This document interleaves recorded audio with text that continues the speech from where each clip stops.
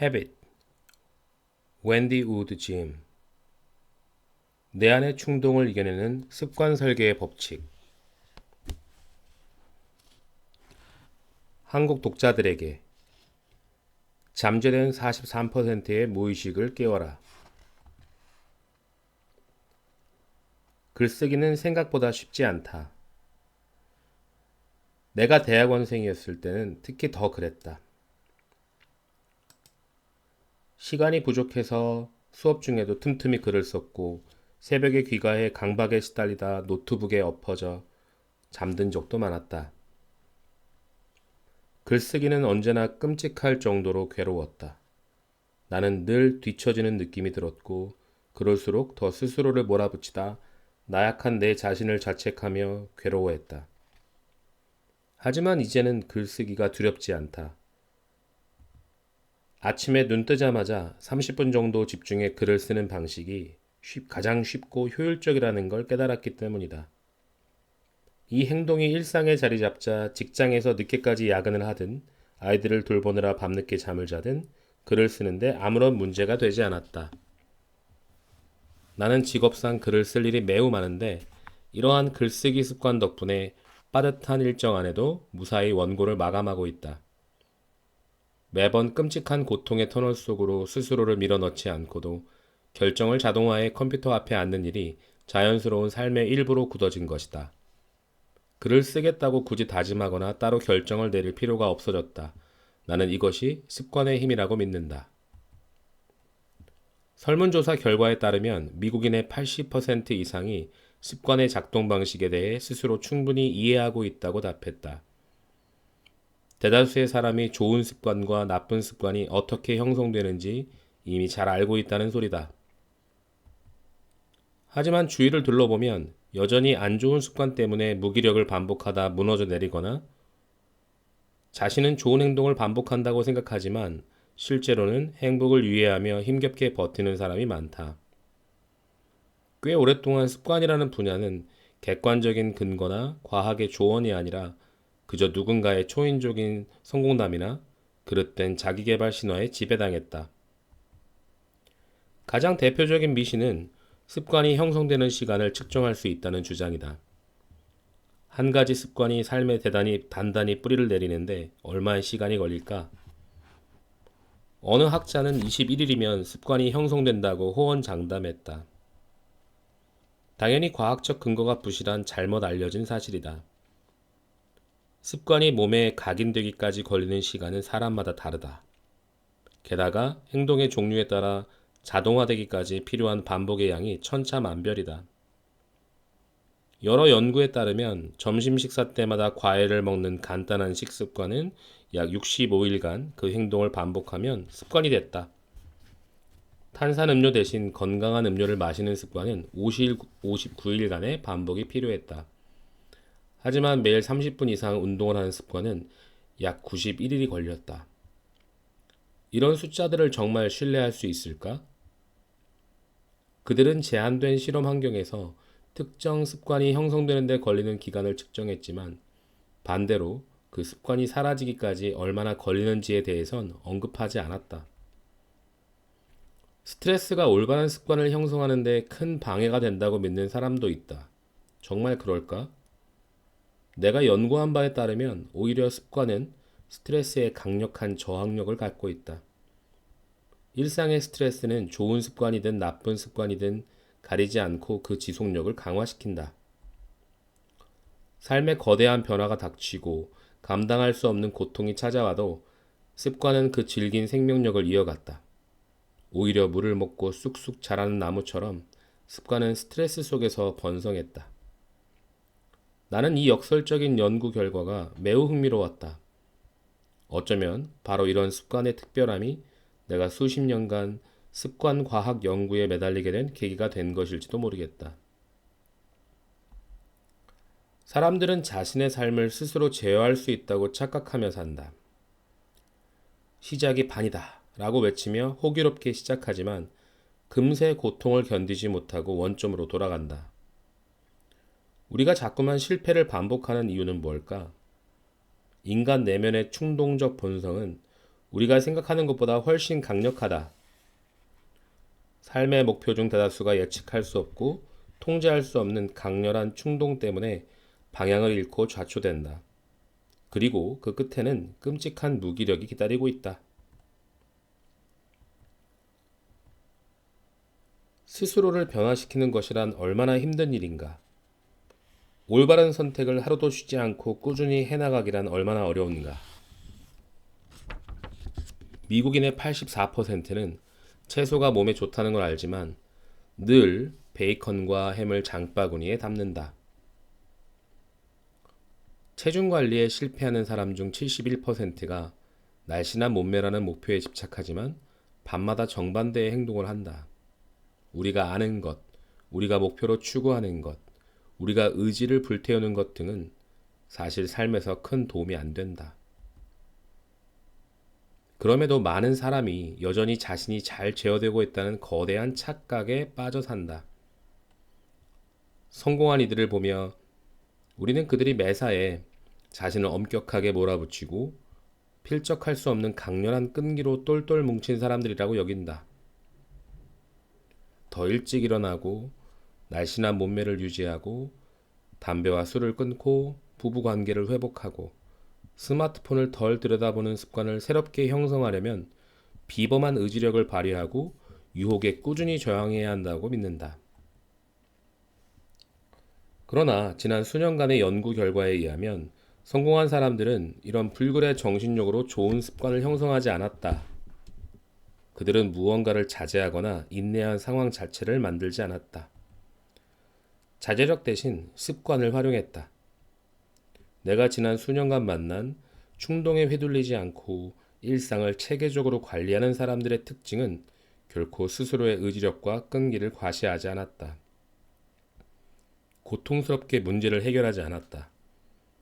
일주일에 4회 이상 달리는 사람 중 93%는 날마다 운동하는 장소와 시간, 즉 상황에만 집중했다. 하지만 수많은 사람이 이렇게 살지 않는다. 올바른 습관을 들이려면 먼저 습관이 우리가 좌우할 수 있는 대상이 아니라는 걸 깨달아야 한다. 의식이 깨어있는 시간 중 거의 절반 동안 인간의 뇌는 이른바 습관 시스템에 의존한다. 샤워, 옷 입기, 수면 등 삶을 구성하는 가장 기본적인 문제부터 이메일 확인, 문서 읽기, 운동 등 상대적으로 더 복잡한 문제에 이르기까지 별다른 고민이나 판단을 거치지 않고 무의식적으로 반복한다는 것이다. 나는 항상 이런 질문에 매력을 느꼈다. 우리가 인생의 중요한 목표를 마치 저녁에 소파에 앉듯이 자동 조종 모드로 달성하도록 뇌를 훈련시킬 수 있다면 어떻게 될까? 다이어트, 일찍 일어나기, 날마다 운동하기 같이 우리가 끔찍하게 싫어하는 일들을 애쓰지 않고도 완수할 수 있다면 어떻게 될까? 여기에 흥미로운 실험이 하나 있다.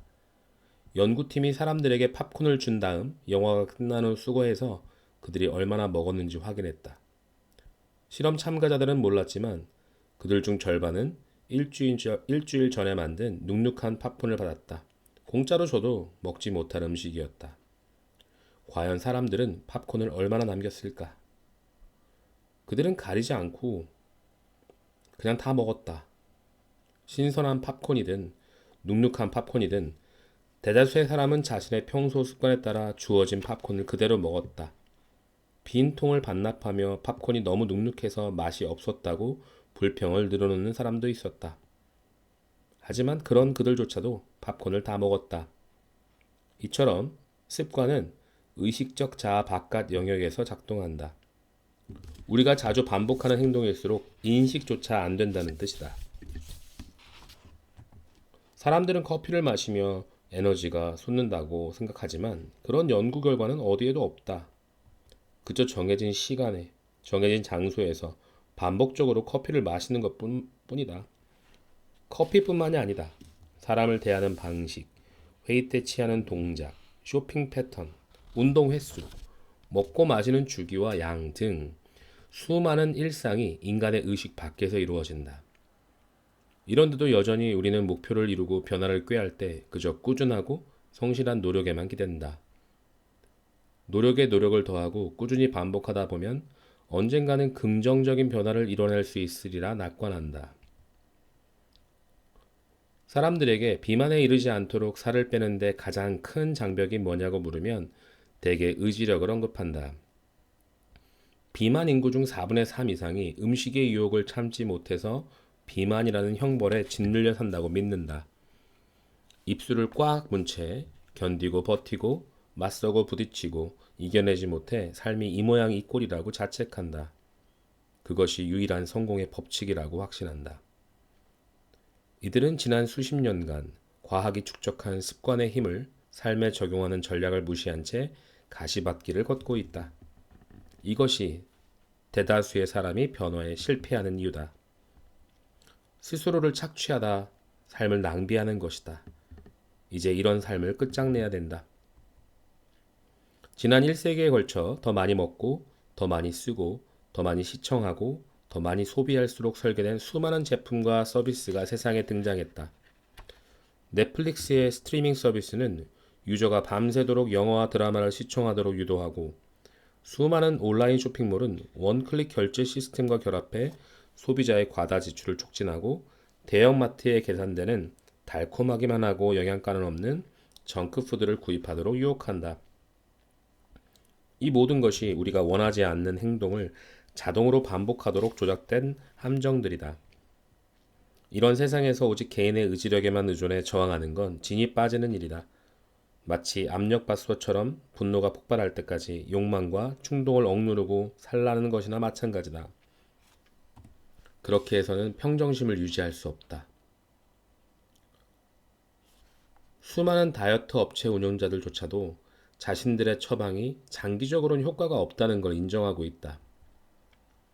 충동에 정면으로 맞서는 건 해결책이 아니다. 무의미하고 고통스러운 싸움에 불과하다.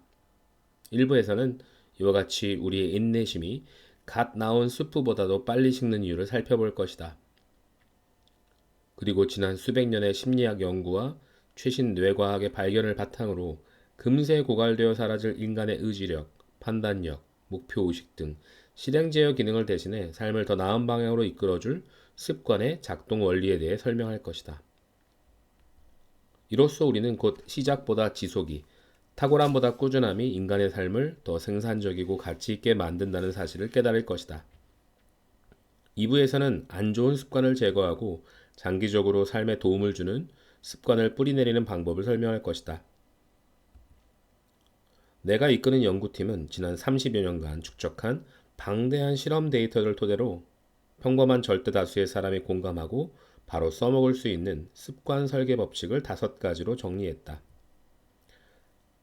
1단계, 상황을 재배열하고 2단계, 마찰력을 활용하고 3단계, 자신만의 신호를 포착하고 4단계, 보상을 행동에 내재화하고 5단계, 이 모든 것을 반복하는 것이 최근 연구가 밝혀낸 가장 과학적이고 확실한 습관 설계 법칙이다. 마지막 3부에서는 좀 더 범위를 넓혀 습관이 우리 삶에서 어떻게 기능하고 그러한 개인의 습관이 모여 사회를 어떻게 바꿀 수 있는지 살펴볼 것이다. 극심한 스트레스와 파멸적인 중독에 맞서 습관 과학의 힘을 어떻게 활용할 수 있는지 알아보고 또 습관을 대하는 태도만으로도 우리의 삶이 좀 더 고요하고 평온하게 정돈될 수 있다는 사실을 설명할 것이다. 3부를 다 읽고 나면 생각보다 우리 사회가 개인의 습관 형성에 깊이 연관되어 있다는 점을 깨닫게 될 것이다. 나는 꽤 오랜 시간 인간의 행동의 근원을 탐구하는 과학 연구를 이어왔다. 이 흥미로운 탐구 끝에 내가 발견한 진실은 겉으로 드러난 인간의 행동 뒤에는 1000만 가지 우주가 꿈틀거리고 있다는 사실이다. 습관은 어떻게 사용하느냐에 따라 인생을 구원해 줄 수도 있고 눅눅한 팝콘을 맛있다고 착각하고 우걱우걱 입속으로 쑤셔넣게 만들 수도 있다. 이 책에서 나는 우리 뇌가 보상에 어떻게 반응하도록 만들어졌는지, 주변 환경으로부터 어떻게 신호를 받아들이는지, 인간의 행동을 촉발하는 결정적 동인이 무엇인지 등을 추적함으로써 습관의 형성 과정을 낱낱이 해부했다.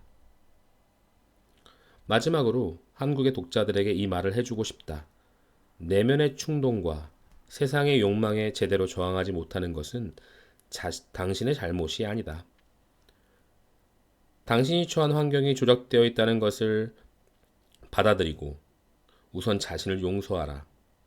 그리고 자신을 둘러싼 상황을 바꿔 삶을 더 쉽게 만들어라. 움켜쥔 삶을 내려놓는 순간 습관의 마법이 시작될 것이다. 당신은 더 나은 사람이 될 수 있고 더 나은 삶을 살 자격이 있다. 그리고 습관은 당신의 삶을 제자리에 갖다 놓아줄 것이다. 아직 늦지 않았다. 지금까지 작가 웬디 우드가 쓴 헤빗, 내 안의 충동을 이겨내는 습관 설계의 법칙, 한국 독자들에게 드리는 글이었습니다.